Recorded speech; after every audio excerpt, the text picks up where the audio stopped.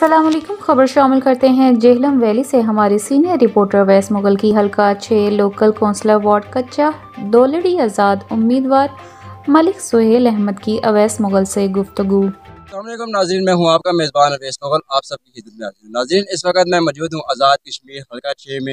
हमारे साथ मौजूद हैं मलिक सुहेल साहब, जो आज़ाद उम्मीदवार के टिकट से इलेक्शन लड़ रहे हैं। हम इनसे बात करते हैं कि इनका सियासत में आने का मकसद क्या है। अस्सलाम वालेकुम सर। वालेकुम सलाम। सर, मुझे ये बताएं, आपका सियासत में आने का मकसद क्या है? बिस्मिल्लाहिर्रहमानिर्रहीम। सबसे पहले मेरा सियासत में आने का मकसद ये है कि मैं अपने गाँव के मसले मसाइल हल कर सकूँ, जो तकरीबन पिछले 30-32 साल से हमारे गाँव के मसले मसाइल हैं। सबसे पहले रोड, पानी और दीगर मसाइल हैं। स्कूल का मसला है जो कि असरा दराज से चले आ रहे हैं। तो ये सब मसले हल करने के लिए मैं सियासत में उतरा हूँ और आवाम की मुकम्मल हमायत हासिल है मुझे। इंशाअल्लाह उम्मीद भी है कि अच्छा अगर हम सर, कम मुझे ये बताएं कि आपको कितनी उम्मीद है कि आप ये विन करेंगे यहाँ से? इंशाअल्लाह मुझे उम्मीद है, क्योंकि हमारे साथ जो है अपनी फैमिली के अलावा सादात का भरपूर हमें सपोर्ट हासिल है। इंशाअल्लाह हम तकरीबन बड़े मार्जिन के साथ जीत जाएंगे, मुझे पूरी उम्मीद हूँ।